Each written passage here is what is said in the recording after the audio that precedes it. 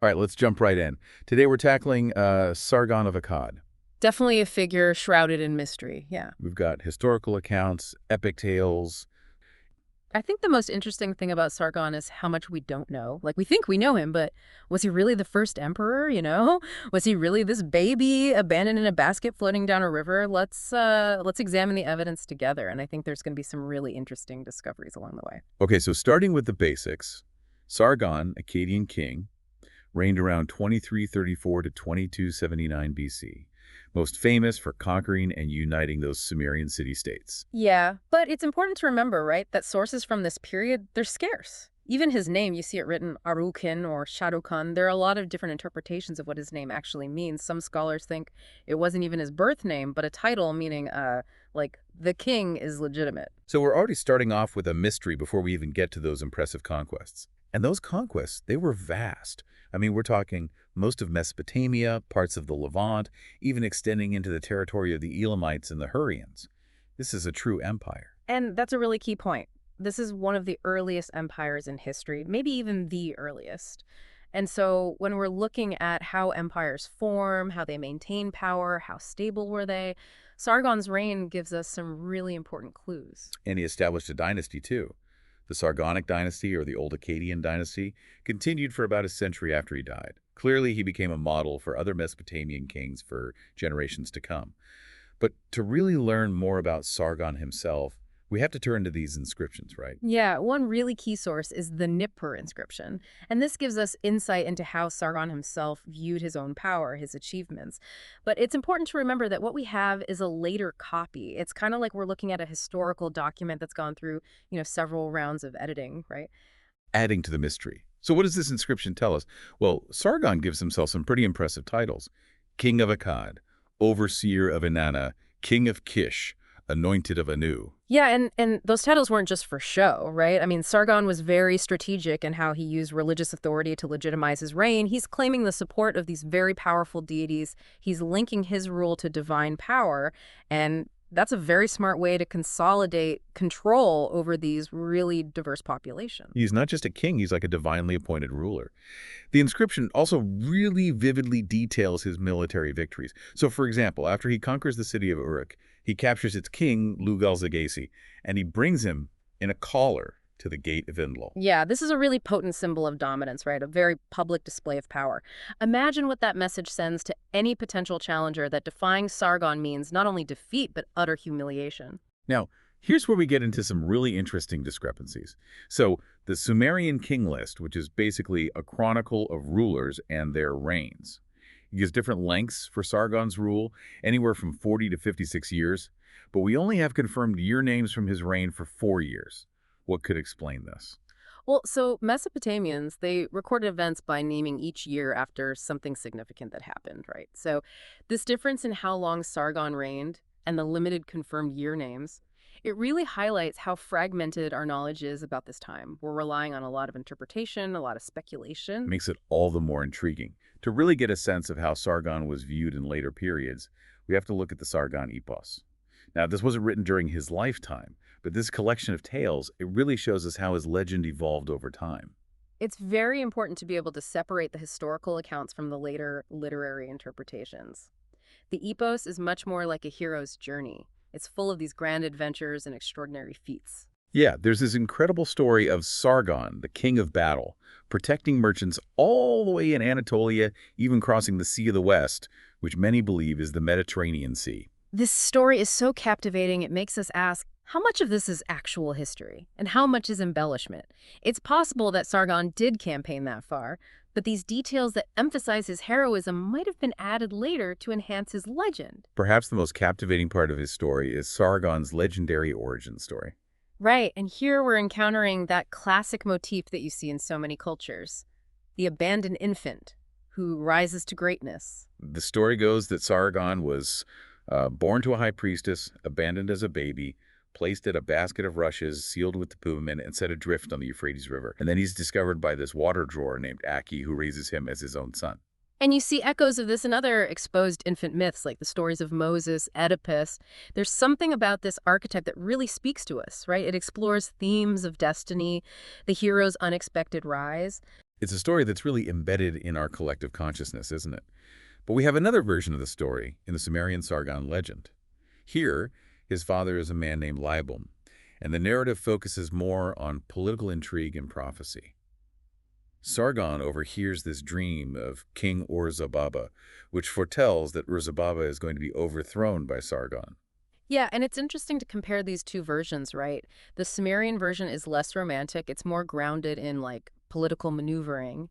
Yet, in both versions, you have this emphasis on the goddess Ishtar favoring Sargon, granting him both love and kingship. It's almost as if the legend is trying to reconcile these humble beginnings with his eventual conquests and power. Maybe both versions hold a grain of truth, or they were simply different ways of interpreting his really extraordinary rise. Exactly. And that's what's so great about studying ancient history. We're piecing together this puzzle with missing pieces, relying a lot on interpretation and context. So thinking about all of this, what stands out to you? What part of Sargon's story really grabs your attention? Is it the military achievements, the conflicting accounts of his reign, those compelling origin stories? Here's a final thought-provoking question to leave you with. What if we could definitively prove that Sargon was indeed history's first emperor? Would that change how we view the evolution of civilizations? Would it change how we understand power, leadership, and the rise of empires? Definitely something to think about as you explore the world of ancient Mesopotamia. And trust me, there is so much more to uncover. Yeah, it's a question that really gets you thinking.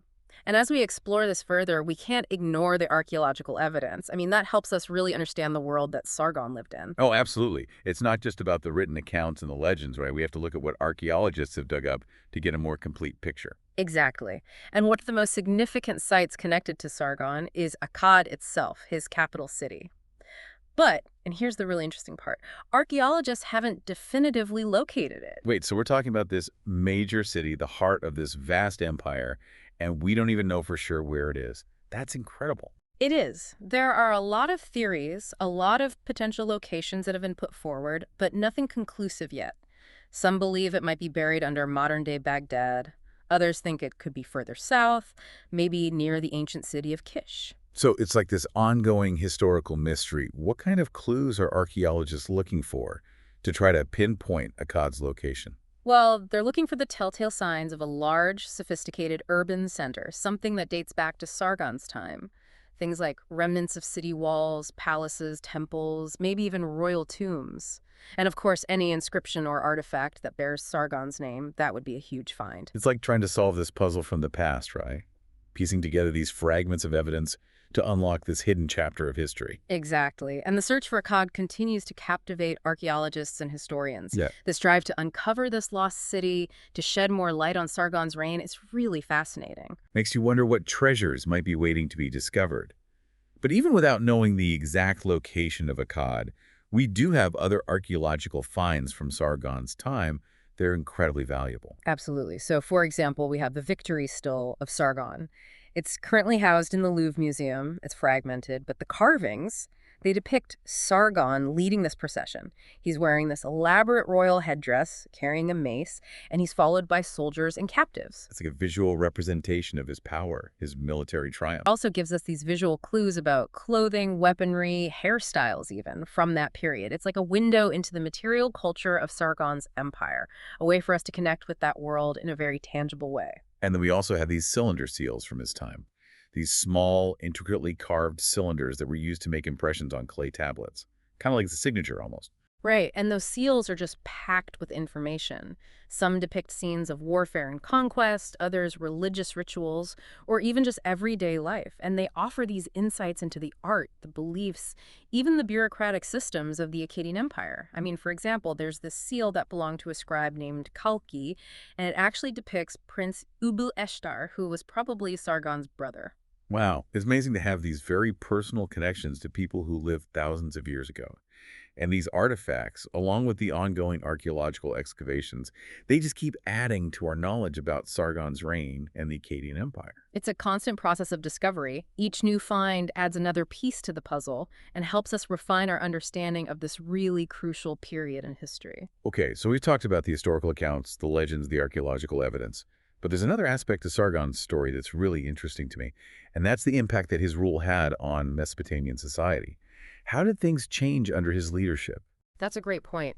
Sargon's reign, it wasn't just about military conquests, it also marked this really significant cultural and political shift in the region.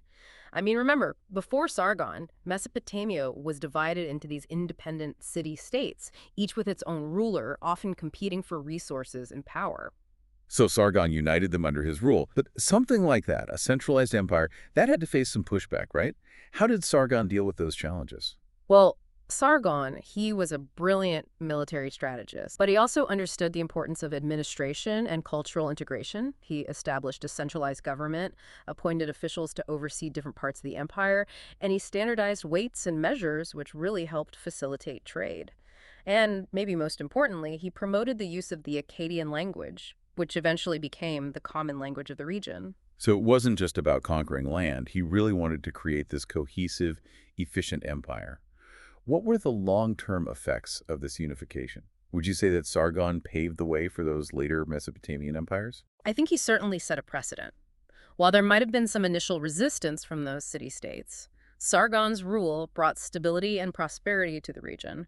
Trade flourished, infrastructure improved, the Akkadian Empire became this major power in the ancient world, and his model, that centralized rule, the territorial expansion, that would be followed by later Mesopotamian kings like Hammurabi, the Assyrian rulers. So Sargon's legacy, it extends way beyond his own lifetime. He's not just this figure of legend and mystery. He really was this pivotal figure who shaped the course of history. Absolutely. And as we continue to explore, as we continue to learn more about him, I think we gain this deeper understanding of the complexity of those ancient civilizations and the enduring impact that individuals can have on, on the trajectory of civilization itself. It really is amazing how, even after all these thousands of years, Sargon's story is still unfolding. New discoveries, new interpretations, they just keep adding these new layers to our understanding. Yeah, for sure. One area where there's still debate about Sargon's influence is military innovation. Some people argue he pioneered the use of professional standing armies. Others think that, well, his tactics were mostly just carrying on what the Sumerians had already been doing. So was he a revolutionary military leader? Or was he building on those existing strategies? What does the evidence tell us? Well, we know from the Nippur inscription that Sargon boasted about having this large standing army, 5,400 men who ate bread daily before him. And that suggests a level of organization, logistical support that might have been unheard of in Mesopotamian warfare at that time. That's a huge number of soldiers to feed and equip. It implies a really complex system of supply lines and administration. Exactly. And there's also evidence that suggests Sargon might have been one of the first rulers in the region to effectively use archers and siege warfare. And that would have given him a huge advantage against those fortified cities his enemies were using. So it sounds like he really was a forward-thinking military strategist, adapting and innovating to achieve his goals. But how do we square that with this idea that he might have just been following Sumerian practices? I think it's important to remember that our understanding of ancient military tactics, it's always evolving. New archaeological discoveries, new ways of interpreting the old texts, those are always adding to the discussion. So figuring out just how innovative Sargon was militarily, that's going to take a lot more investigation. Shows you that history is this ongoing process of exploration and discovery. We're always learning, always reevaluating what we thought we knew about the past. Yeah, that's a good way to put it. And I think, as we think about Sargon's legacy, we're not just uncovering facts about this one ancient king, right? We're also wrestling with these really fundamental questions about power, about leadership, and the impact that individuals can have on the course of civilization itself.